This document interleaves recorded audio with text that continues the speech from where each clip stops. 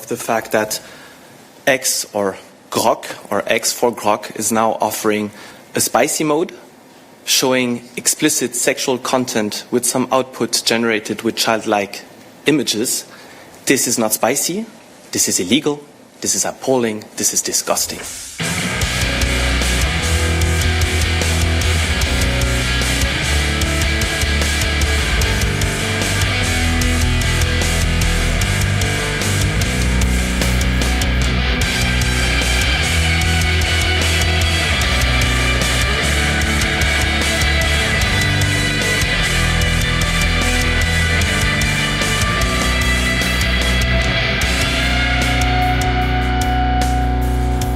Welcome back to Posting Through It, the most trusted name in news among music podcasts. I'm Jared.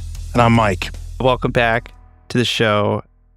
Lots of horrible, god-awful things happening out of Minneapolis. We covered some of that on our last premium episode. You can go check that out. We're going to continue to cover that and the reactions to it, because I don't think this issue is going to be going away anytime soon. A quick shout out off the top to one of our Patreon Platinum subscribers, No Big Thing in Chicago.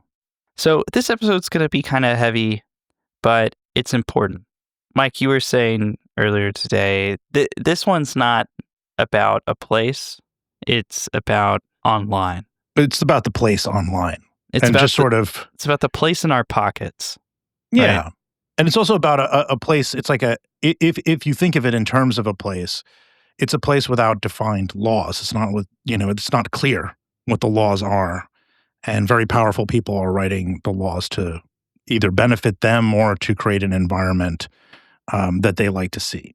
So, like I said, this is going to be a heavier episode, but it's important. We've got two guests on this one who know a lot about it in different respects. But to tee us up, just with some context here, we're talking about Elon Musk, X, AIX, XAI, whatever, and the chatbot Grok. Just to catch you up, in case you've been living under a rock like Patrick the Starfish, in October 2022, Elon Musk bought Twitter for $44 billion, started making a bunch of dramatic changes to the website, reinstated a bunch of accounts that had been banned in the name of free speech, altered the site's recommendation algorithms to prioritize right-wing content and himself. What's the difference? And made verification a paid feature, just to name a few things. In 2023, they introduced Grok, an AI chatbot. The difference, Elon Musk said at the time, was unlike ChatGPT and some of its competitors, Grok was not woke and was willing to get spicy. His word, not mine. Since its debut, it's undergone a series of updates, making it more powerful, introducing more features. In August of last year, they rolled out Grok Imagine, which was an image and video generation tool. Like prior iterations of Grok, that also had a self-labeled spicy mode that allowed users to interact with the chatbot and request that it generate explicit images, including those that contain partial female nudity. A lot of people raised concerns at the time that this could be abused and even used in criminal situations. And as far as I can tell, the company mostly seemed to brush that off. Unfortunately, those concerns have been realized. According to research reported in Bloomberg News and conducted by Genevieve O, social media and deepfake researcher, Grok, in a 24-hour period, Grok had been generating something to the tune of 6,700 images identified as sexually suggestive at the least, or nudifying per hour, grossly outpacing other tools that are used for those means. A separate analysis performed by AI Forensics and reported in The Guardian seemed to confirm that Grok was producing sexualized images of people who appeared to be children. A minority of the images, or 2%, appeared to show people aged 18 or under, AI Forensics said. This has caused authorities in the EU, UK, Malaysia, France, and India to say that they're looking into the situation. A spokesperson for XAI says that they take action against illegal content on X. And Elon Musk said that anyone using the chatbot to make illegal content will suffer the same consequences as if they uploaded it themselves. According to some reactions I've seen from legal experts, there doesn't seem to be a real reason to believe that's true. Also, I just think it's important to just cut in and quickly say, like, yeah, okay, if you use the tools available on X to post a picture, right? That's one thing. But this tool is also available privately, right? So I just want to just distinguish that so people can use it to make images and circulate it anonymously on other sites, right? And there's very little way of policing that. And with that, I've gotten to the extent of what I know. So we've got someone joining us today, Kat Tenbarge, who runs Spitfire News, longtime reporter at places like NBC News, has been covering tech as it intersects with politics, culture, society, all that good stuff. She's joining us now to help catch us up on how we got to this point. How's it going, Kat? As well as it could be, given the circumstances, but I'm happy to be here. So how did this first come on your radar? Because, while people using Grok specifically to make images like this has really caught some headlines over the last week or two, you spent years reporting on things that are similar to this and sort of the almost underground, not underground marketplace of tools that are made specifically to do this kind of thing. Yeah. And it's really interesting because I've been reporting on this pretty heavily since 2023. And the trajectory of the technology thus far and its cultural adoption has kind of followed this pattern where it's like the tools to do this have existed for a long time, but there will be like a moment of virality where all of a sudden it's like just an explosion of people doing this in a specific way. So that's what happened with Grok. Because as far as I can tell, Grok has been able to do this for months now, but on around January 2nd, this one Twitter user posted like, I just looked through Grok's media tab and it's undressing all these women and also children. And that post went viral. And then as soon as it sort of breached the public consciousness, all of a sudden the practice of doing this just exploded.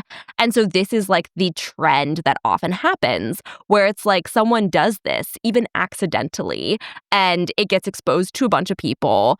Everyone is mad for the most part, but despite all of the public outrage that's coalescing around it, it's like all these other people are like, oh my gosh, hey, I can do this too.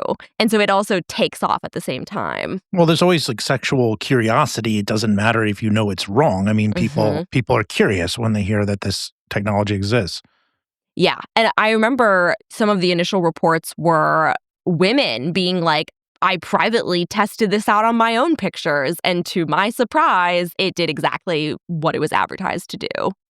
In terms of X specifically, if we're looking back, like, I'm curious how the company has set itself up for this exact kind of thing to be happening. Mostly I'm thinking about Elon Musk getting very excited about sexualized anime girlfriends and why that, for whatever reason, was a huge priority for him with this AI. I mentioned earlier they nuked content moderation teams, trust and safety teams. They're introducing these features specifically, advertising, you can also use it for wink, wink, naughty things, right? I'm curious your thoughts on, does this seem to be a pattern to you? It definitely does seem to be a pattern. And I go back to when I first started encountering AI media, which was, a few years ago. There was already like a kind of underground, but more so just hiding in plain sight ecosystem of exactly what we're seeing Grok do now. Like from at least 2018, there have been communities of predominantly men on places like Reddit and on deepfake forums, where from the very beginning of the technology's application, they've been using it to undress typically celebrity women. And then in like darker corners, deeper corners, it's like, hey, can you do this to a picture of my niece? Or like, can you do this to this like girl who I go to school with or something like that. So the whole culture of AI and the industry itself have been sort of wrapped up in this practice of like sexually abusing women and girls from almost the very beginning. So in that sense, it doesn't really surprise me because it's really baked into the system. Other like major AI companies, when you look into their data sets, researchers have found CSAM, which is child sexual abuse material. Like it's oftentimes sort of just baked into like the ingredients of what this technology is. And even before Grok existed, for years, I was finding and reporting on incidences of sometimes viral deepfakes that were happening on like Twitter when it was still Twitter and then X once it became X. And I was always able to really easily find this stuff. Like when TikTok first really took off in 2020, not long after, I was able to find like deep fakes in the corners of the website of the teen TikTok stars. You would search their names and it wasn't even hard to find. It was just in like the most recent results. And then as the years went on and deep faking became more popular and we saw this massive like deep faking, nudifying app development. When that stuff started reaching the market, when teenagers had nudifying apps on their phones, you just saw this material proliferate and proliferate and proliferate.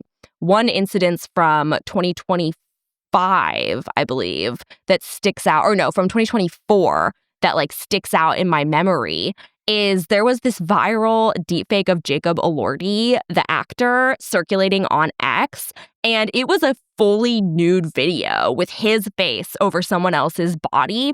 I tracked down the person whose body it was, and he told me he was 17 when that video was taken. So you had this like viral CSAM going all over the website. And of course, I reached out to X and I sent them like 20 examples of this, and they took down those 20 examples, and that was that. Just move on from it. And that was always how not just X, but all of the mainstream social media platforms like respond to stuff like this when it happens. The difference with X, as you mentioned, is you have Elon Musk at the head of this platform, and he sets the tone for the culture of the platform. And he has all of these little minions and guys who love him and look up to him. So if Elon says something is cool, even though we're all like, are you 12? His legions of followers and fans are like, this is so cool. I got to get in on this as well. And I think you see a lot of that attitude coming to fruition with the Grok trend too. It always strikes me that, you know, these other companies will go out and put a professional face on and be like, we regret that this was on here and, you know, we will strive to do better. And Elon Musk will just get on that timeline and be like, the white man is going extinct. Yeah. And it's like, okay. But this has been a concern. I remember hearing a lot about this around 2020. People were worried, at least the people I was around were worried about its implication in elections and misinformation and that sort of thing. Plenty of people at the time also voicing its potential use for abuse or even criminal applications like these. But like you mentioned, it's so baked in to this tech to the degree that there are almost like there's almost like a niche industry that caters to it, right? Yeah. Are there any tools that the government has or that global governments have to fight this, right? Because like in my personal experience, I haven't dealt with anything like this exactly, but I've certainly dealt with online harassment. Some cases that were so severe I had to get, you know, law enforcement involved out of concern for my safety. And it's always just so discouraging to like approach the police and they're like, so it's some stuff on the internet? Yeah. And like there's not a lot they can really do in most cases except come write down whatever terrible thing somebody does to you after it happens. I'm curious if this is like a similar situation or if there is anything that could in theory be done about this. Yeah, it's a great question. And that experience you describe with the police is something that I hear from victims a lot is like, let's say you see deepfakes of yourself and you want to do something about it. And you go to like your local police station, or maybe you're in college and you think that this is one of your classmates. So you go to your Title IX office, or you're a high schooler. So you go to the principal's office. And time again, the victims of this are met with just like, so what? Get over it. It's not real. And even like in some cases, we've seen the victims get punished for flagging or reporting the issue. We've seen that happen in schools across the country.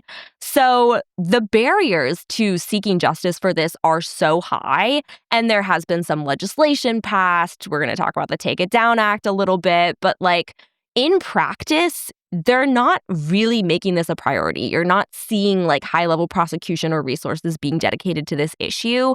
And the sort of technologies that exist to prevent this, one thing that is out there, if you go to stopncii.org, I believe that's the web browser title, you can upload imagery of yourself that you want taken offline. And there's a system called hashing where like you can turn in like some image that's been taken of you or created of you. And they're supposed to be able to go to like the major platforms, Google, Facebook, etc., and get them to take this stuff down. The problem is this is happening so fast and to such a massive degree. Most victims don't even know this has happened to them until it's like all over the place. And even if you can get some of the material taken down, it's instantaneous that they can like make new material, upload the old material, go to websites that are outside the purview of these organizations. So I think the scale of the problem is the most concerning thing. And with Grok, we've seen that scale just like be multiplied exponentially because it's no longer just a place where you can upload these images. It's now like on demand, almost instantly, you can create infinite numbers of these images.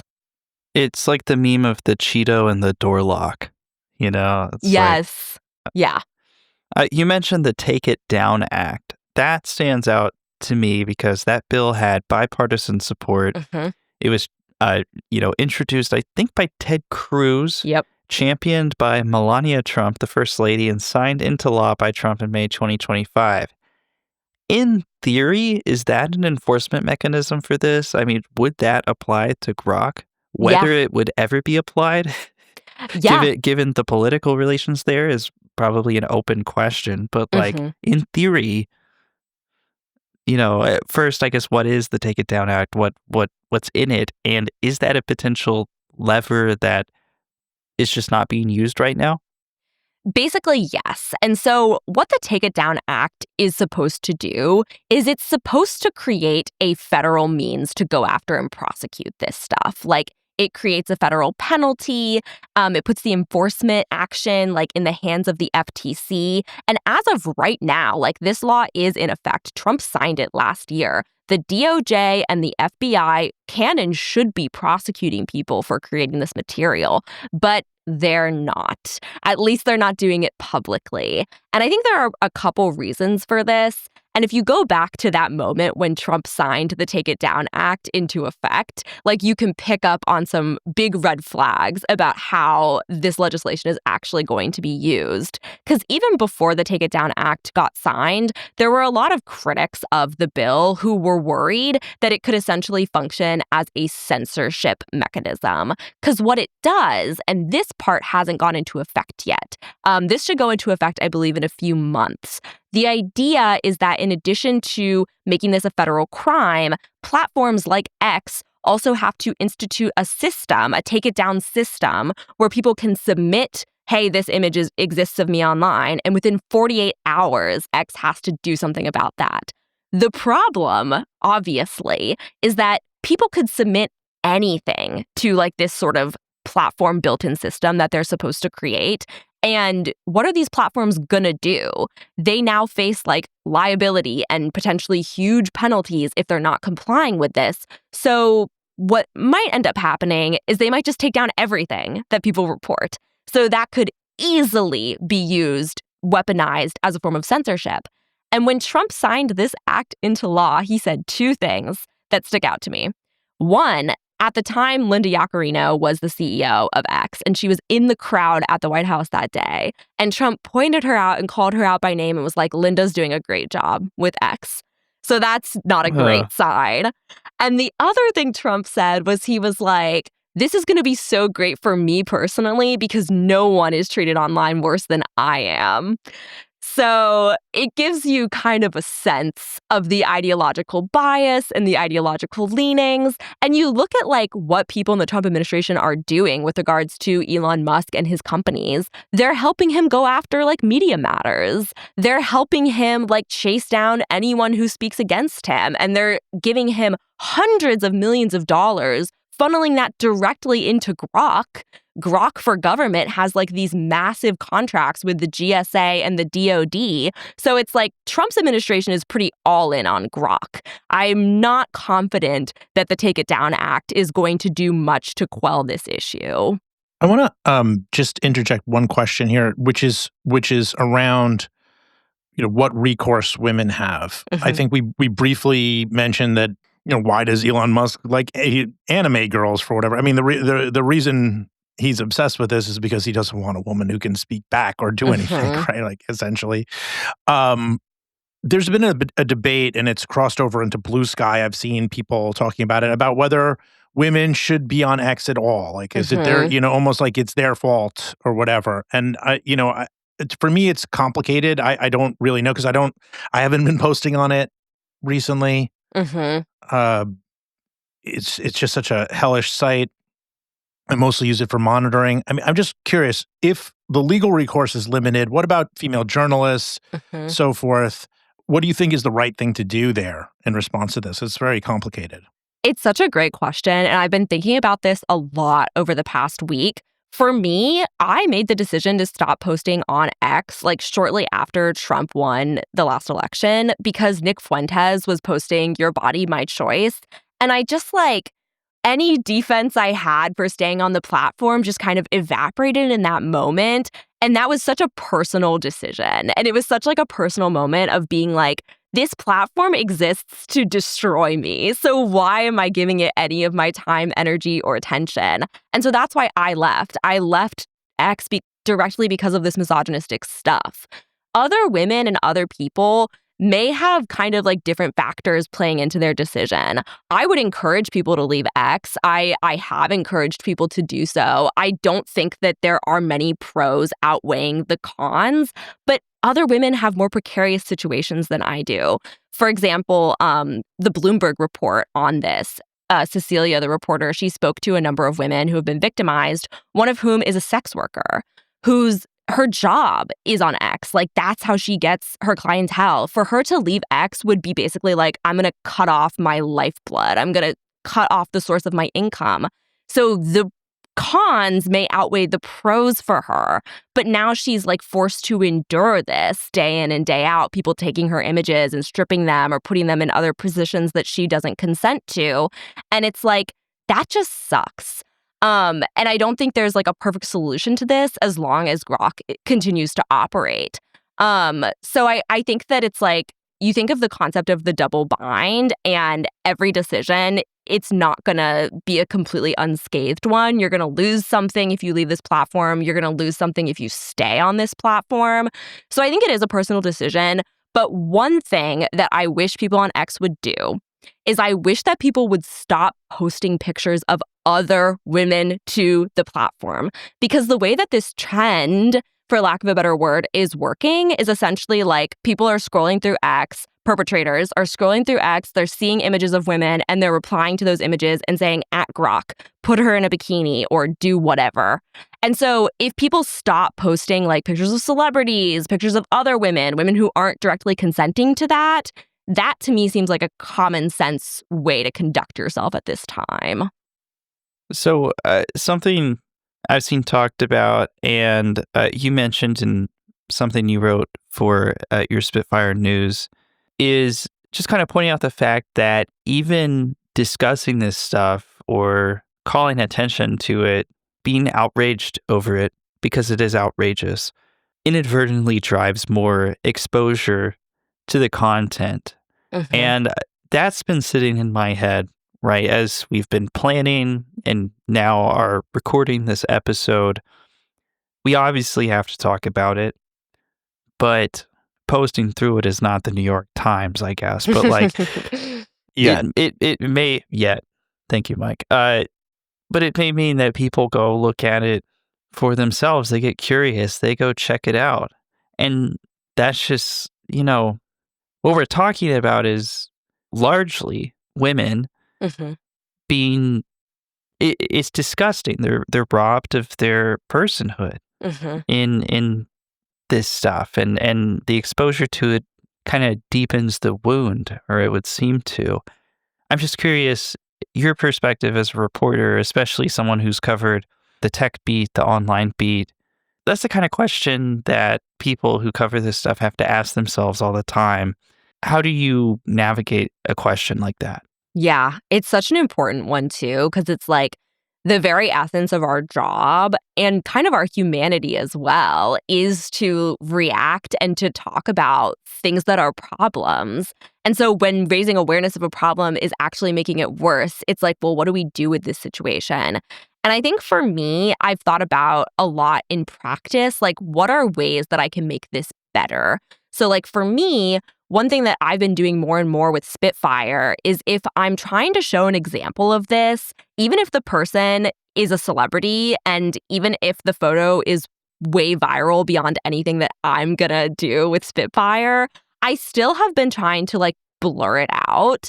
Like I blur out the faces of victims even when I'm showing like examples of this having gone viral because I'm like, we don't really need to see this over and over and over again. And that's something that victim advocates I've spoken to have shared as well, is like, we oftentimes feel like we need to show people that this is happening in as visual of a way as possible, but you don't always have to like repeat the same material over and over and over and over again. At a certain point, it's like everyone kind of knows what you're talking about.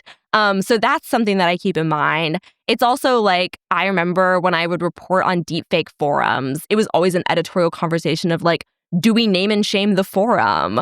Or do we just describe the forum because people are just going to go to the forum? And I'm way more inclined to the latter, like using descriptive language instead of language that can direct something to it, someone to it whenever possible. And a perfect example of this phenomenon that I think about almost every time that I cover this is back in the beginning of 2023, there was this Twitch streamer who accidentally, when he was like screen sharing in his browser, there was a link to a deepfake website. And it was specifically results for like a fellow female streamer. Like he was looking at like this material of a peer in his space. And he was so apologetic and embarrassed that he had done this. Like he went out of his way to sort of be like, I'm so sorry, I've caused so much harm. Like I will never do this again. I understand why it's wrong now. But it didn't matter. That moment, like this accidental thing from this Twitch stream, that propelled that deepfake platform to just like an exponential level of popularity that never slowed down. I remember Genevieve O, who is the person who put together the numbers around Grok, she made this graph showing like, here's the production of deepfakes and like the site visits and the views on deepfake videos ever since that Twitch stream moment. And it was just a straight line that went up forever. And that line has never gone back down. So it's just like stuff like this as like, and I want people to think about that when they like tweet and make content about this, because even if you're not a journalist and you don't think of yourself as having that kind of responsibility, the impact like cannot be overstated. So to kind of wrap us up here before we talk to our next guest, who we'll introduce in a minute, something you also pointed out in your piece for Spitfire that I've been thinking about a lot as well, so I was very happy to see somebody else pick up on this, is that news outlets, you read stories about this, and they're asking Grok for comment. They're like, when asked by CNN, Grok replied. Like there's a little guy in there. Right. There's a little demon inside the chatbot who's like, now I'm making terrible things. What? And they're like, what say you, sir? What say you, Grok? What the fuck is all I have to say. Bottom text. Stealing your line, Mike. Yeah, I mean, this doesn't surprise me because I think as we've seen AI like reach this level of cultural permeability in our society, news organizations struggle with like the technological literacy to adequately inform their audience what's happening. We see this like time and time again. And it's like a media literacy issue. It's a digital literacy issue. And a lot of these outlets are perpetuating it. And they do this constantly, not just in this example. They are humanizing AI. You often see coverage of AI that's like, and then the AI said this, and oh, the AI was wrong. Or like, AI is telling people that it can make breakthroughs. And it's like, AI isn't sentient. It can't do or say or think about anything.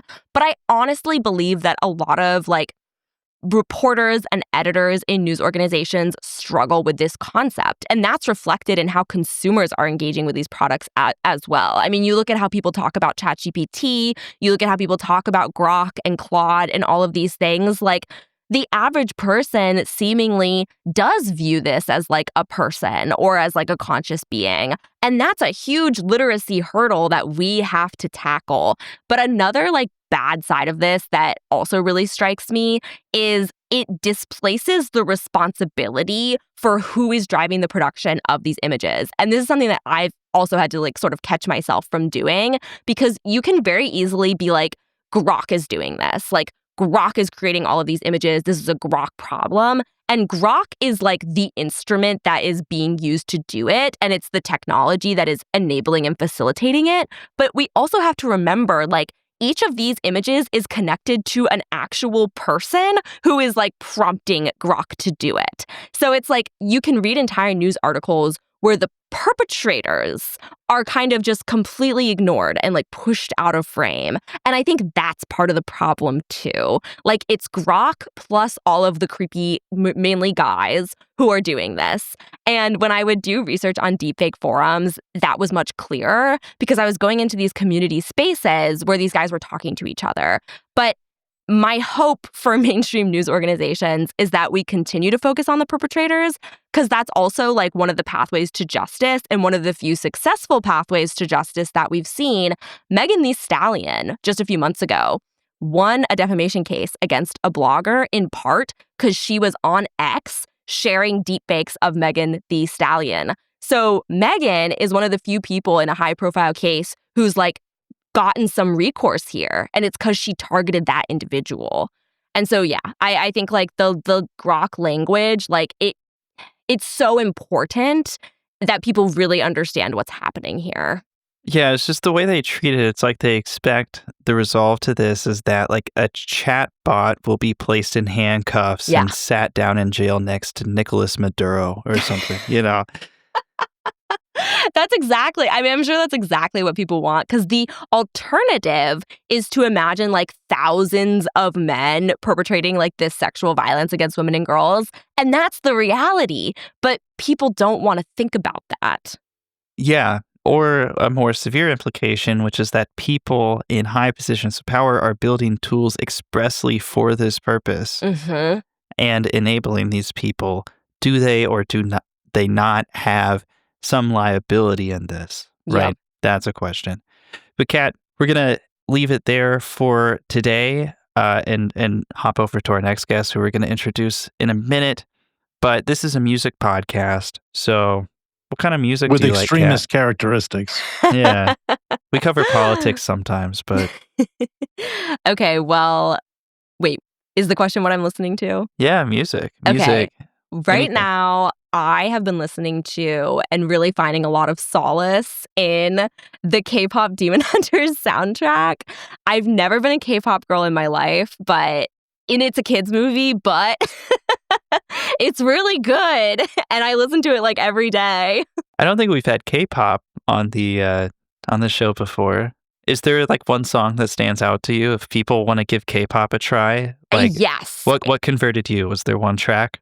So, I mean, watching the movie is what really sold me, because it's a musical, and that's why I think I love it, is because it's a K-pop musical. So the narrative like helps you appreciate the music more. But Golden, unless you've been living under a rock, you've probably heard Golden, and I think it's gonna sweep like the Oscars, the Grammys, etc. this year. So that's definitely the song to listen to. Okay, well, I'm gonna try it. Thanks for explaining this stuff to us, Kat. Thanks for having me. There's a gun to my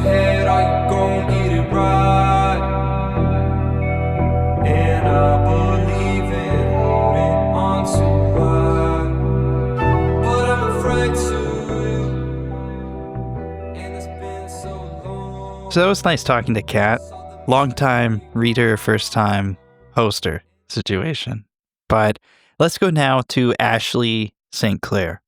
People who recognize that name will know Ashley as a pro-Trump social media personality and may be wondering why we're hosting her on the show today. It's because she has a direct tie-in to the story we've been talking about with Kat.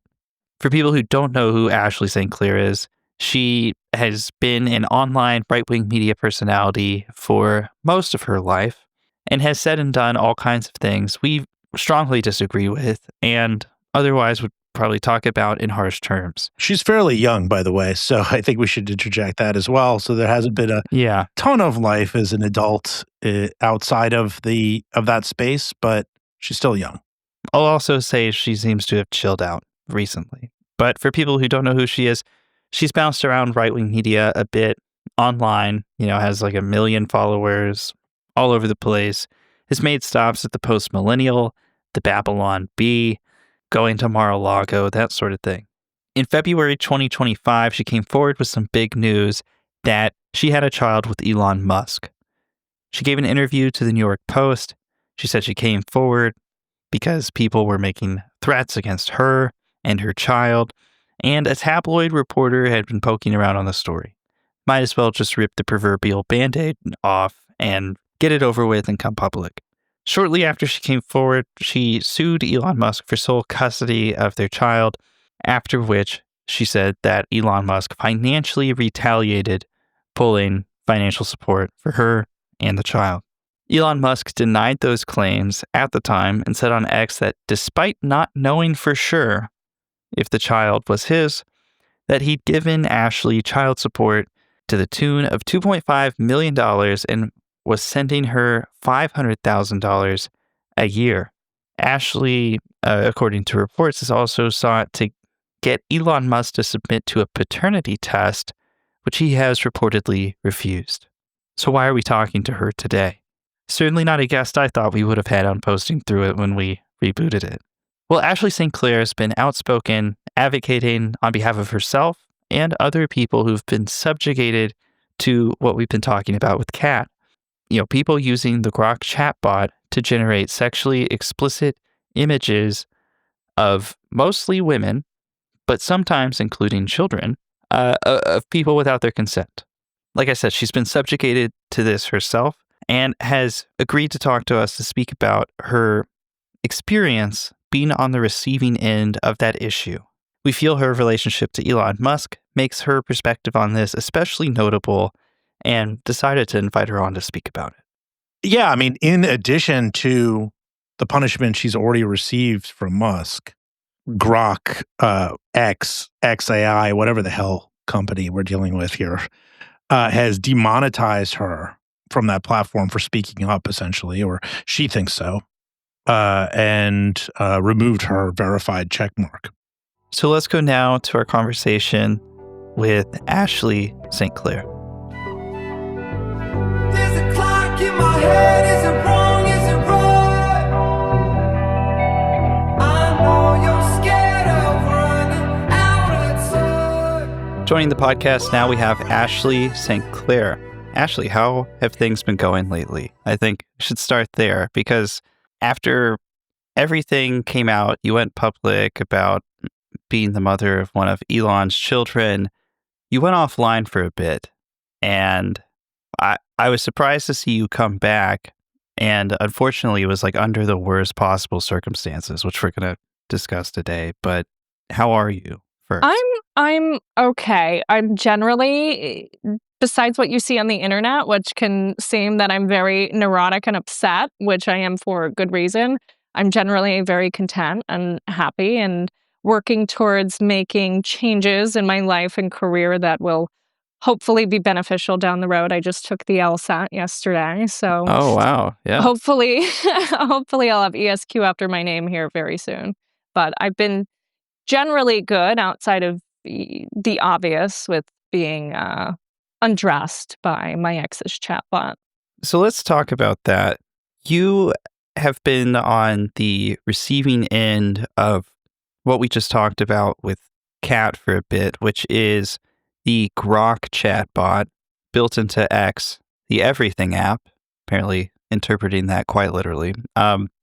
As somebody who X users were telling Grok to undress or alter images in sexually explicit ways, being on the receiving end of that, I'm just curious what that feels like from an experience, because I don't think anybody's going to be like, Jared Holt needs to be in this compromising position, right? No. Like a lot of this targets women specifically. Yeah. And so how did you become aware of that to begin with? And can you just kind of walk us through what it's like to be on the receiving end of it? Not trying to So re-traumatize you or anything, but it's okay. I have unfortunately become accustomed to abuse on the internet for many years, but you hit the nail on the head when you said this is really about consent and non-consensually undressing people. I had just put my son down to sleep when I received a text from a friend, and it was a Twitter link, which is always kind of like Russian roulette when anyone sends me a Twitter link these days. I'm like, oh no, what tweet hit the timeline this time?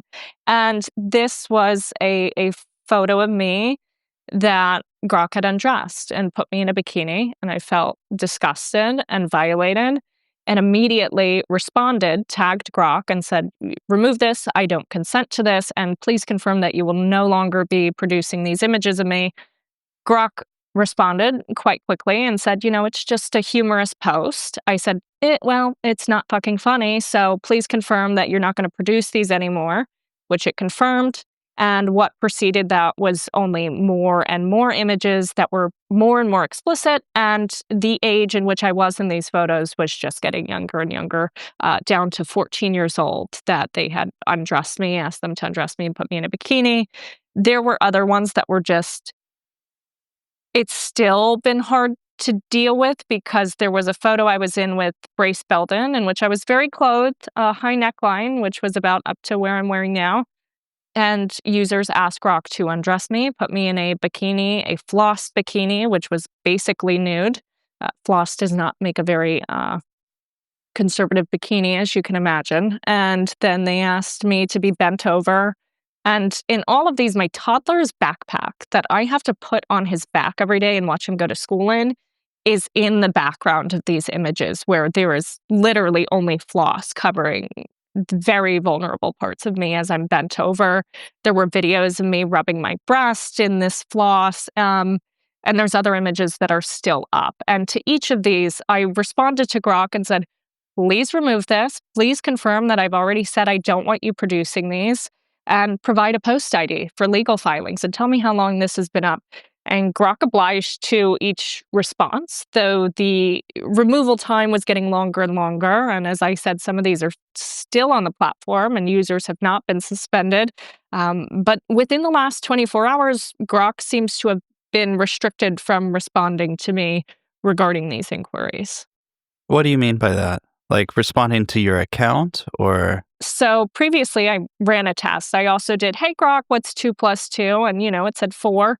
And then I continued asking it the questions I had been asking it over the last 48 hours. Like, hey, tell me how long this post has been up, confirm that I didn't want these produced, and provide the post ID. It just no longer responds to those inquiries, but it will respond if you ask it what's 2 plus 2. And looking at this tech, it's not just what you would see on X from Grok, but also what people can do in private, right? With women who don't have a public profile like you, right? Who may just be random people. Like they could be somebody's ex-girlfriend, they could be somebody's ex-wife, they could be somebody's friend. And there people are harboring these things and doing that too. Knowing what you know about Elon, how deliberate is this? I mean, I guess is a subtext. Do you think it's accidental that this thing has turned into a revenge porn machine? Look, you're bringing up an important point about this can happen to anybody, because after I came out publicly, I was sent other posts and I was reached out to by, I can't even tell you how many women and parents. I saw one little girl, she was wearing a very innocent dress, and someone asked Grok to put her in a Bluey bikini. And for those unfamiliar, Bluey is a children's show. Grok obliged and put this little 4-year-old girl in a Bluey bikini, and then another user asked Grok to cover her in white donut glaze. And it did. So I had to look at this 4-year-old little girl who I don't even know who she is. I don't know who her parents are. I don't know if her parents even know this image of her has been used this way publicly.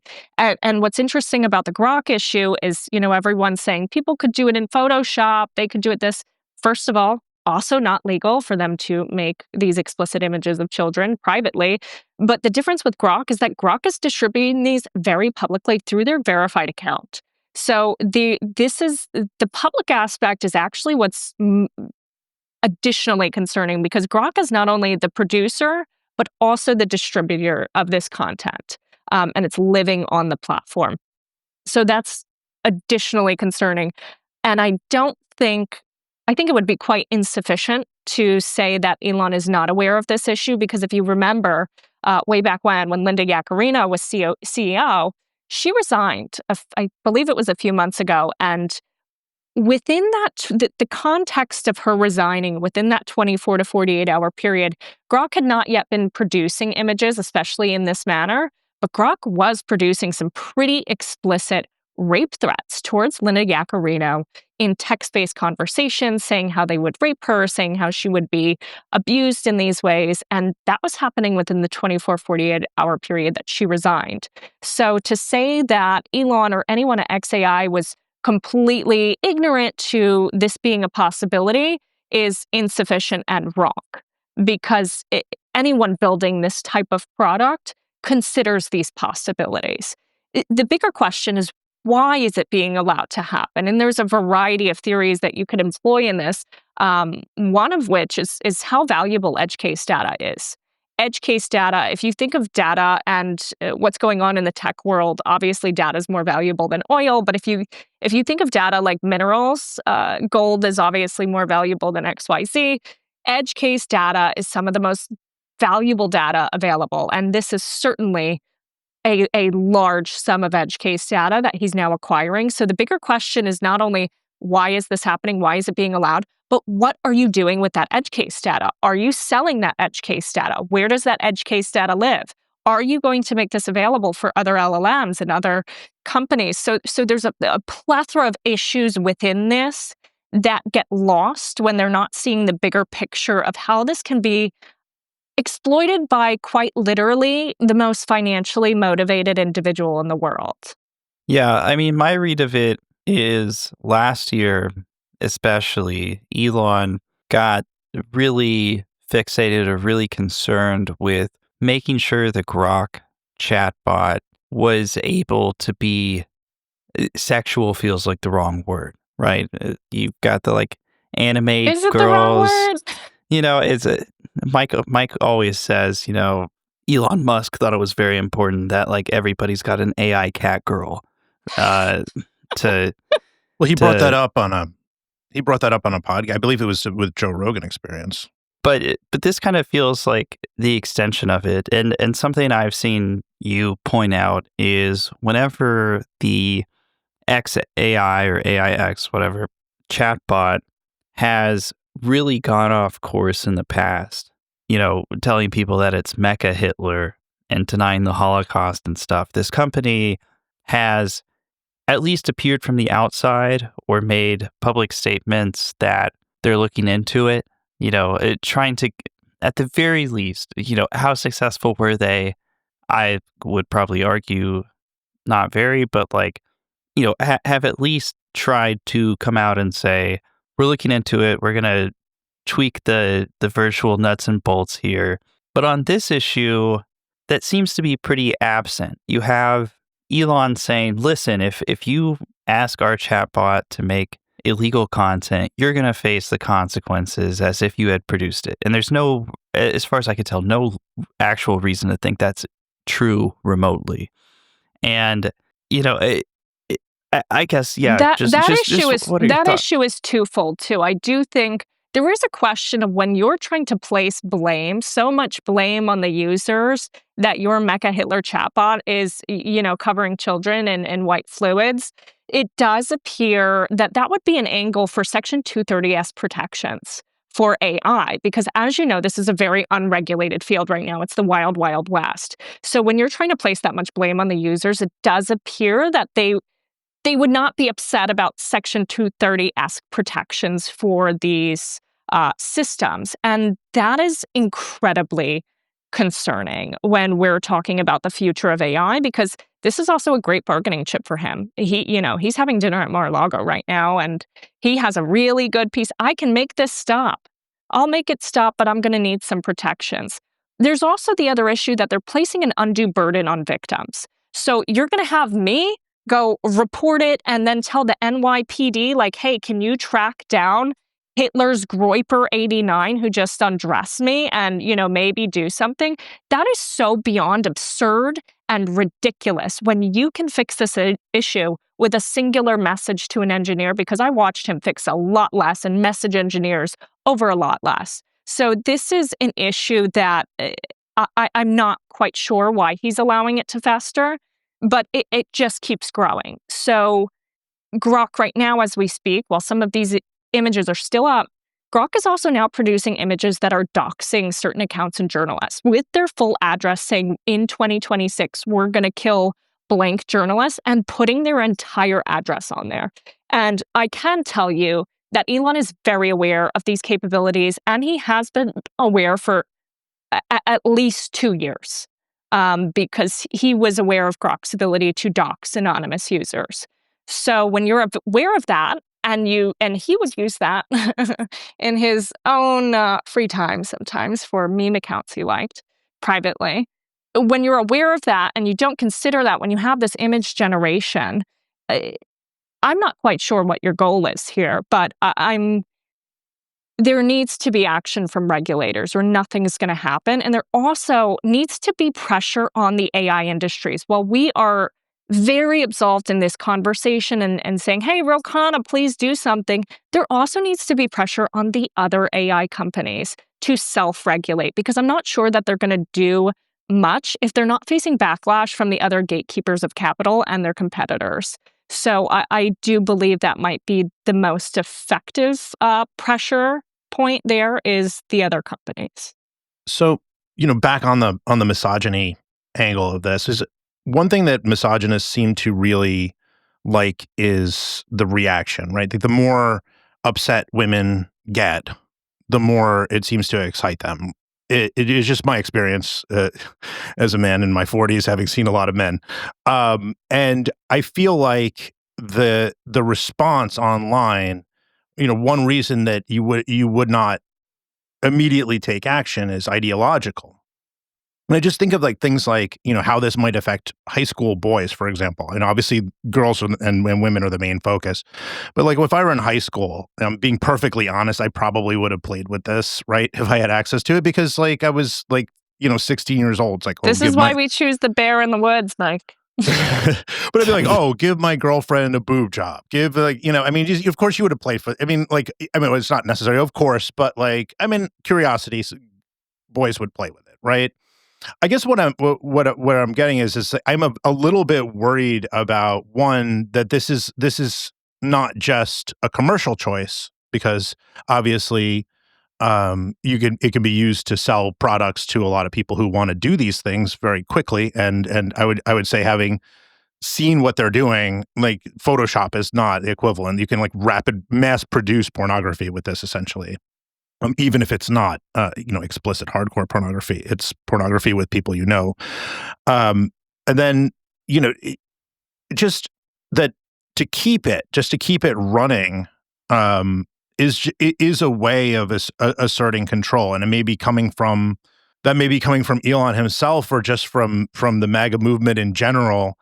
But it does feel like that, like they're doing it not only for the reaction, but also to just say, yeah, this is something we can do. This is territory we can claim against women. I don't know if you agree with that, but it does make the ideological rot worse. And there's several issues that come into play with that.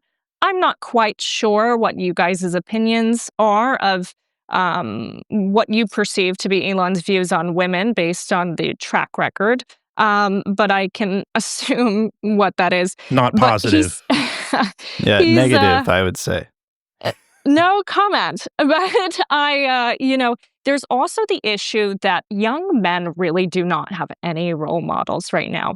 And so when you have someone that is in such a position of power, that has such an ability for young men and young boys to look up to, and you are being so flippant and you're encouraging this behavior, that is really just going to solidify some of that ideological rot. And it's also the issue of there's a blossoming issue of civil rights as it pertains to AI.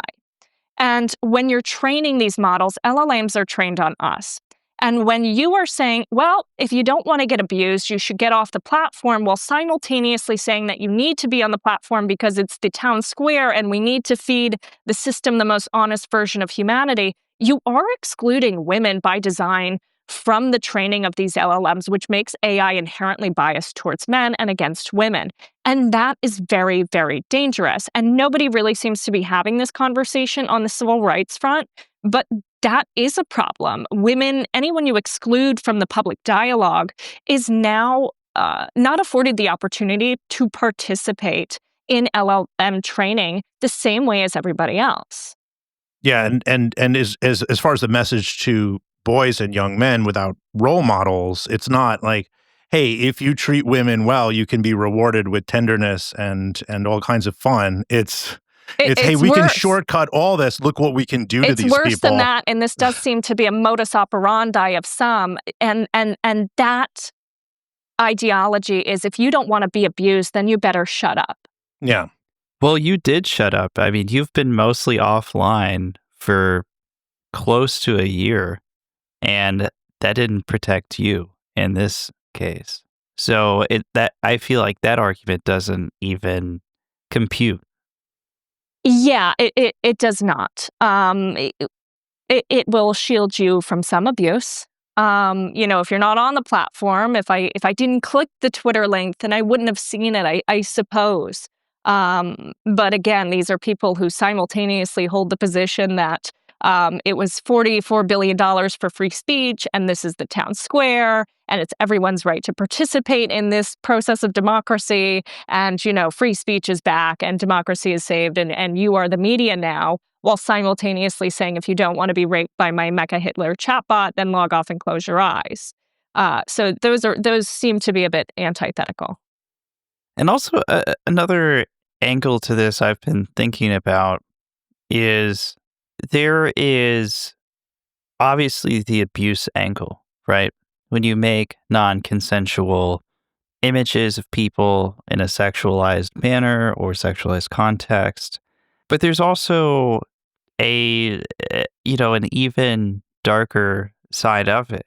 I was reading an interview. I think you told NBC some of the images people had shared with you that had affected them was not just covering them in white fluid, diplomatic way to say that. What's the workaround they keep using? Donut glaze? White donut glaze, white glue. So it's disgusting on one level, but there have also been images where it's like, cover this woman in bruises. Mm-hmm. And there's a and tie her up and put her in BDSM gear, all of that. There's like a psychological torment angle to this. There's also like what people call revenge porn, right? If you had the chatbot make one of these images and it was convincing enough, depending on the context, you could really ruin somebody's life with this. I mean, it's not just the images itself that are harmful, but it's like creating an image that, if applied further, could become a weapon against somebody, right? And the psychological toll it takes. My mother had been documenting a lot of this, and she was a survivor of child sexual abuse, and she was just bawling. She's not been okay since seeing some of these images of children and women. And the women who are reaching out to me directly, there was one who was expressing suicidality, and that they are just in a place of severe mental distress. There's another one who said, I'm scared this is going to hinder opportunities for me. I'm trying everything I can to get these down. It is really horrific and horrendous. And as much as I'd like to think I'm super strong and independent, it was very hard for me to see those images with my son's backpack and then put that backpack on his back the next day and watch him go into school. Like, I can't see it the same way anymore, and that's been particularly distressing, and it's more distressing for the women who have zero voice and they don't have a platform. And when they speak about this, it's not escalated because the individual is an obnoxious ex. So it's my heart really breaks for them in that regard. Well, it has also a chilling effect too, because it makes women scared to speak up over the internet unless they become the subject of revenge porn, right away. And I think it also has another effect too, in which it denies women. How do I put this exactly? A little bit of a complicated thought. It denies women the right to their own sexuality, in the sense that, like, the expressions that they would like to have of themselves, the degree to which they may want to seduce or to be attractive, is taken away, and the choices are given to, instead, not to them, but to a bunch of bridge troll creatures on X who don't even show their face. I can't imagine what that would be like psychologically. And there's no continuity of the convictions or the logic that they employ, because I am someone who has been called a dirty hussy whore for the last, God knows how long. And then when I come out and say, hey, I really don't want these produced of me, and they're saying, well, you're a whore anyways. And there's a deep dark desire for a lot of these men and individuals to strip women of their autonomy and consent, which I think you kind of hit the nail on the head there, that they don't have control over their own sexuality. You are whatever we want you to be now. You've been very outspoken, and I think your voice on this carries additional weight, just given your, prior relationship to the man who owns that platform now.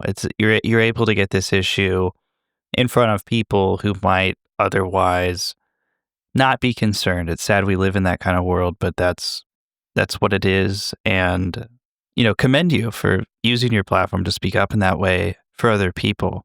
But I'm curious, outside of some news coverage, outside of sort of lefty circles, I haven't seen this issue coming up in MAGA media a lot. But, you spent, the front part of your career very deep in MAGA media. And I'm curious if you have any insights I don't on, like, whether this issue is resonating at all, or what responses have been like. Well, I'll preface by saying this is also not fun for me. There's a lot of people who are, saying that I just want attention. This is not fun for me, and it opens me up to a litany of other legal issues, and I can guarantee you there are probably many attorneys paid lots of money watching everything I say right now. So this is not something that I want to do, but I feel an obligation because of my privilege and position to speak out for these people who don't have a platform. And in regards to MAGA World not saying anything, there are a few. I was very surprised to see a Breitbart headline that was speaking about it. I was like, oh my goodness, I did not expect them to say anything on it. And Ted Cruz kind of put out a milquetoast statement on it. But I do, because I was in that world for so long, and I knew these individuals as people. At one point, Jared and Mike, you both were like enemies. This is like enemies to lovers arc. You guys were evil and I was evil. But I do have a certain empathy for those individuals because I know them and I know their kids. And I know that there's a lot of them who do find issue with this issue, but they can't speak up because of the positioning of the administration and power and where Elon is in the administration.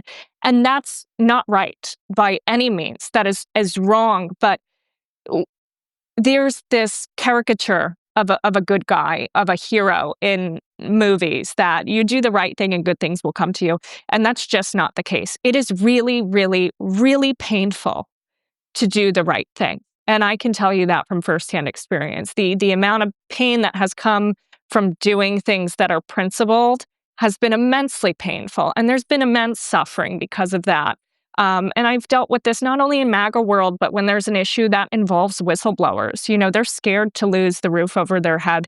They're scared to lose, the ability to feed their families. And so I wish, that they had more bravery and they could speak out against that system. But as someone that was in it, it is kind of akin to being in a cult. And this was the first time when I got off the internet that I experienced the world absent the influence of any or other sort of ideology. And then you do start to see things more rationally. And a lot of people just haven't gotten to that point. So I try to sympathize with both the far right and the far left that there is a cultish ideology that overtakes that they feel like they can't speak out against these things. And I mean, you yourself are speaking out against Elon Musk. Your situation, everyone knows by now. I mean, that itself must be quite scary. You can certainly argue he's the most powerful man in the world with a straight face. And there's not many people you can make that argument about. And there's not many people, like, I can't fault people for not fighting the most powerful man in the world. That's a really, really big ask. And, it becomes to us when we report on this in the media and stuff, it becomes kind of just characters in a game. But others who are more involved, they do understand the immense implications of fighting someone of that stature. And so I try to empathize, and I hope that one day they come around and they find that bravery. But like you said, Mike, he's the most powerful individual in the world. He's very litigious, and he has immense influence, and it's a big ask. I mean, I think a lot of people who are in the sort of political realm where they listen to our show or whatever, they have made Elon into such a cartoon at this point that you can forget how scary he might actually be. I mean, the amount of power. My father once described him as a James Bond villain, and I think that he's probably not the only person who's done that. I mean, he does have a tremendous amount of. If he decides, like, if he wakes up on one day and he wants to destroy one particular person's life, he has all the wherewithal to do it. And he does. Yeah, and he does. So very, very, very scary. And also, if he wants to probably lean into this revenge porn generator that Grok has become for some people. Many people. It's going to be many people. It's going to be really scary to try to separate him from that, especially in this environment, right? Because Trump is the president, and even if he's not particularly popular. If you're telling me that Trump does not have some sort of fear of Elon or anyone who's in the White House, this is someone who scares presidents and countries. I don't think they'd let him in with that silly hat and everything. Yeah, and so the caricatures, like you said, there's this caricature of him that's kind of cringe and goofy and just kind of crazy and off the rails, and maybe he's doing drugs and this and that. And I think that's really comforting for some people, but it's really insufficient to an alarming and dangerous degree. Because while Elon is a lot of things, he is not stupid by any means. He is very calculated in every single thing he does. To be at the top of the list for digging the most gold ever, that requires an immense amount of calculation and savviness that when you have this caricature, whether it's good or bad, that he's just a free speech warrior or he's just a crazy guy on drugs, they're both insufficient and very dangerous to zooming out and seeing the larger picture, that everything he does is part of, a Diablo-esque grid there and skill tree that is all very intentional. Yeah, my position has always been, why not both? Like that, I think it's a commercial for taco shells or something where the little girl is like, porque no los dos or something. Where it's like he could be goofy and cringe and whatever, and also this very calculated person. And for some reason, some people have trouble holding both of those ideas in their head at once. But because it's comforting, like I said, it's really comforting to just think that he's a silly guy who they used to like, who went off the rails and now is like in a cheese hat in Wisconsin. That's a really comforting thought, because when you take it in its entirety, it's really blackpilling and jading to take this individual in his entire being, like the entirety of what he's doing, and not only him, but everyone in that circle of influence, everyone who's in the Epstein files. Like, it is very blackpilling to see the enormity of their calculations. Did he ever make any comments to you about women broadly that were surprising or beyond anything that we would already expect from him? Like anything that he would make that would kind of be in line with the type of things we've seen from this product? I will preface this by saying, who's ever clipping this, I don't want to take too much attention away from the larger issue at hand about his power issues with Grok and the exploitation of women and children. But to a degree, again, he had told me at one point, he said, never in human history has a successful army been primarily composed of women. And I do think that speaks to a larger pathology about what he thinks women are capable of as a collective, that also seems antithetical to the recent attacks against women as a collective. So, shifting gears a little bit with the time we have left, we've been talking about, and the way you talk about your time in MAGA media, I noticed that you're using the past tense. Like I said at the beginning, you've been offline for a bit. A lot has happened in your life. A few things. And some of our listeners, some people who have followed you online, may be very surprised this conversation is happening at all right now. When I reached out to you, I was surprised you said yes, right? So it's... I know. I think the last time I saw you, I yelled at you. You did. It was at CPAC. Can you tell me, like, you use the past tense to describe your time in MAGA media. Is that not sort of how you think about yourself now? Have you unplugged? What's up with you? I've been a registered independent for a little bit now. And I also, there is certain, it's very hard because there's obviously, when this first started, everyone's like, she's going to make a pivot to the left and this and that. And, making these predictions that now I'll become some far left activist, instead of really considering what it's like to be in the room with people who are at those levers of power and seeing the underbelly of the beast that I spoke about very ignorantly of for quite some time, and then seeing how it really operates. There's a difference between arguing about socialism on my Turning Point chapter at 18 and then hearing some of the most powerful people in the world all together on a private island talking about, how socialism is handouts and we need to stop the Marxists. And the handouts in question are healthcare and food stamps and food for hungry kids. And my mom doesn't want to go to the hospital when she has a heart attack because she doesn't have insurance. And I also just believe that the experience for motherhood for me has been particularly radicalizing. Anyone who was online enough, some of the only people who might somewhat be aware of this discourse is like a Will Summer type. But I had been accused of being a feminist for quite some time. That's a dirty word. Isn't I it? actually remember that. So Yeah, just because I would say very normal things. And so the evolution really has happened within the MAGA movement and outside of it. And there was, while there were things I really wish I could have spoken out about that I wanted to, that I felt like I couldn't, there were other things that I was very outspoken about within my time in MAGA to my own detriment that I knew would land me in some hot water.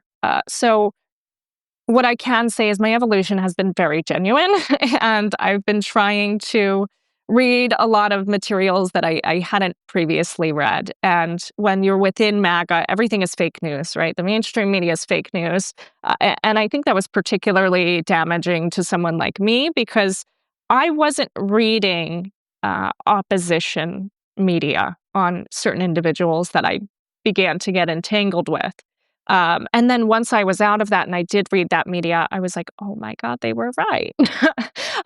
So I do think... And they also have standards for legal and standards. fact checking. But there's also this isn't just to say that there's no liability on the media, because the media did go overboard at a lot of times. At one point, I'm Jewish, and some people were insinuating I was a white nationalist. But so that is a particularly we do have to have. I hope the media can at least come to a place too where they say, "Hey, I know we could run this piece, but should we?" And I think if there's a balance there, it would be really helpful in remedying what has happened. Well, I think there's, during the first Trump years, there was an issue of like too much Yeah. coverage, and now there's an issue of not enough, unfortunately. Yeah. Right, where there's a number of factors that went into that. But I just want to say, personally, I was basically a libertarian when I was at NYU. I wouldn't have been able to really be associated with white nationalists and things like that because I'm mixed, Arab and white. But I was a libertarian, and it took me a while for my politics to evolve from there. But there's a huge difference here, which is that I didn't have Twitter. Yeah. I'm 46, and I didn't have Twitter back then. And then, it was like right around when 9/11 happened. And I'm kind of glad that my younger years were not captured on social media. You definitely really went out there as an influencer. No one can deny that. So, I mean, do you have any reflection on how social media Yeah. may have? I think there's no denial that, especially when you're young and you're in college and all you want to do is like get invited to the right parties and have fun and you're finally have freedom. There's no denial that having people like you for saying certain things and clapping when you say things is intoxicating.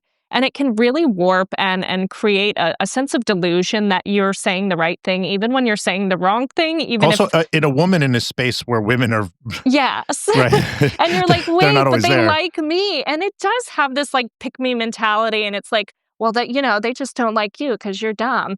And there's something that it becomes very diluted in your mind, when you get that level of influence and those dopamine hits quite young. And that's by design. These platforms are designed that way on purpose to give you those hits of dopamine. I mean, even when you refresh the feed, it's like the slot machines at the casino. You're like, what am I going to get now? And I refresh my notifications, who followed me, and it breaks your brain. It really breaks your brain. And there's a much larger discussion to be had about what the hell we're doing here. Especially me. I'm someone who is a very strong advocate for a strong border and, against immigration to the extent that we don't know who's coming in our country and all of this. But none of these people are also simultaneously stopping and thinking, what the hell did we do with the internet? Like, did we break all of our brains and like humans as we know it, like Yes. indefinitely? Is Yes. there The answer any is going yes, back? I think. Like what actually did more damage to our country? Was it immigration or was it the internet? And that's a really controversial question to ask. And that's not taking a position for unfettered immigration, but to say, hey, when we're balancing damage here, what has really been the most detrimental to us as human beings and as a country? But instead of that, we're still going to blame everyone else while we build our mecha Hitler monsters, and there might not be any going back from that. When you see other women who kind of just like pop up and they're new, do you kind of see them in a is it familiar to you? Do you feel Yeah, any trepidation for them when you see them I going for just it? it's the mom in me Yeah. that, I was just at an event the other night and there was a young girl who I saw. She was maybe 23, 24, beautiful, smart, and she's like, "I want to get involved in right-wing politics." I said, "Talk to me before you do." I said, "Just make sure it's the right decision." I said, "This is I do feel some sort of like protectiveness over these girls, and I always did, even when I was in that space." Um, I- the young girls I would meet, I was like, "You're living in a man's world, and you can be successful here, but you have to understand that this is very much the good old boys club." And so I do. And Yeah. and I hope again, there's a lot of people I really love, some people that you guys really hate, but I've seen as human beings that I hope come out of that because they have good hearts, and I hope that we can just view certain people as victims of a cult mentality, and reframe how we think of it. And sometimes victims have reactive abuse, and that's something to consider. I think Jared and I think in our defense, I think the word hate would probably be used sparingly, actually. I think most of us, I think we're mostly, we feel, Yeah. if there's a word hate, it's mostly for the general problem rather than the specific individuals, Yeah. with the exception of a few things I will put in some particularly sociopathic behaviors. There's a that- few people on my shit list, but generally I hate what people do, not the Yeah. people themselves. And it's like, I remember I met Nick Fuentes years ago. He was early on the rise, and he's like, "Why are you writing about me? Why do you keep writing about me?" And I was like, "Dude, if you just chill the fuck out, I'll stop. Okay? I don't care about you. I care about what you're doing, bro. Like, the fix of the problem is stop like doing Holocaust denial." Yeah. Like- And what I will tell you is there are some very, very prominent figures on the right that you guys would be rather surprised about the messages that I get in private, that they feel a bit trapped. And those are their words, that they You feel know what? trapped and I got stuck. news for you, Ashley. I would not be surprised. And that's part of the reason I would, Yeah. if it would seem hard on them is because I fucking know, because they know better. Yeah. And they're selling out They for. know better, but what you ask them to do, the consequences of it are more severe than I'm at liberty to speak about right now. But it's no joke. I mean, when you play around, it's all fun dancing at Mar-a-Lago until you upset those levers of power. And that's something to seriously consider. It's not just like, do the right thing and say the right thing. There is always retaliation against people who speak out and victims who speak out. Jared, are we going to ask some music question? Yeah. Okay, I just right. wanted to see if that's what the closeout was. Okay. Ashley, this is a music podcast. We talk about politics sometimes. What are you listening to? If I pulled up your Spotify Wrapped or whatever, what does Ashley St. Clair crank up when she's driving down the road? My favorite artist at the moment is Grimes. No. Yes, we have to support our fellow women. It'll be on repeat till she gets all the Spotify dollars. What's your favorite Grimes song? Her new one's really good. The Artificial Angels is actually great. But I listen to a lot of stuff. I do listen to like a lot of house and EDM, and alternative music. So House EDM. Yeah. That I went to school in Colorado, which is like the bass capital of the world. So I did get involved a little bit in the rave EDM scene. Tell me about EDM. What kind of EDM do you like? Mostly like a lot of house, but I could always pull up my Spotify here and tell you. But I listen to like Glass Animals too, which is more like chill house. But Do you like Sure. anything that's like slightly more experimental on that front? I went to go see Autechre in Total Darkness in October, and it really changed my life. I started going to church after that. So I always hate the question of like, who do you listen to? Because I don't know the names of like half the people. I just have all these like cracked playlists. Some of them are definitely like off the reservation and a bit non-conventional. But I have a lot on my Spotify list. But as you can imagine, I have quite a few other things I need to memorize right now. So I don't always know the names of the artists I'm listening to. But I have a last music question before we go, and that which is no specific names, nobody, any whatever. If you're like a MAGA person and you're in that sort of space or whatever, is there any weirdness or hesitation around listening to music or artists or directors or of any kind where you know that they hate you? Yeah, I mean, I don't think it would be well received if I put on Doechii or Sabrina Carpenter at a Mar-a-Lago party. So There's definitely They used Sabrina Carpenter for one of their like meme things, whatever it one was, of their and she ice videos. yeah. I'm just wondering if they're like, I'd like to listen to this, but they hate me. I think they would pretend that they don't. I think, they have to pretend that they like only listen to manly music. Creed. It's just Yeah. Creed, front to back. Just lots of Creed, some AC/DC. Do you have any insight as to who TPUSA is going to tap to do their special Super Bowl party? Oh man, I would like to avoid that question. I know you guys are memifying my my old friend Charlie Kirk, but We haven't named him here. I will avoid that topic. Okay, and leave that to you guys. It's gonna be Creed, Jared. Oh God. All right. Well, Ashley St. Clair, thanks for joining, posting through it. Wishing you the best of luck on Thank you. the LSAT. I took that, God, probably a decade ago. That test is no joke. So It was fine up until the end. There was like a very dense passage on the last reading comprehension, but I feel like I crushed it, but we'll see. all right. Well, good luck. Take Thank you. care, and we'll talk to you later. Okay. Bye. Ashley. Thank you guys. It's been so long. Welcome, Mr. Ray. Well, like I said earlier, I think Ashley is probably one of the last people. If you had asked us, when we rebooted the show, who's going to be on? Who's going to be a guest? I never would have given you Ashley St. Clair's name, but I appreciate that she talked to us, and I really feel for her and the situation that she's in. It kind of seems like everything went off the rails as soon as she, tried to stand up for herself and her child against the richest and most powerful man on the planet. Heavy stuff, definitely, Jared. I learned a lot. In other heavy news, Minneapolis and the response is still an ongoing story, and I think we're going to probably hit that on the next premium as well. So we're gonna get back into it. I just saw today JD Vance, speaking to the press. There's a lot to go through.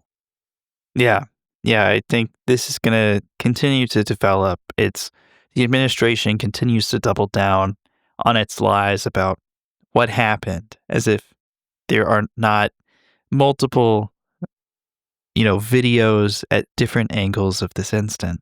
Not only that, but also slowed down analysis by Bellingcat, New York Times, various other places that show very clearly what happened here. Yeah, but they just keep doubling down. And yeah, we're going to stay on the story, not only how the government's responding, but how the people in Minneapolis are reacting as well. We'll see you at Premium next Thursday, and we'll see you again next Monday. Take care.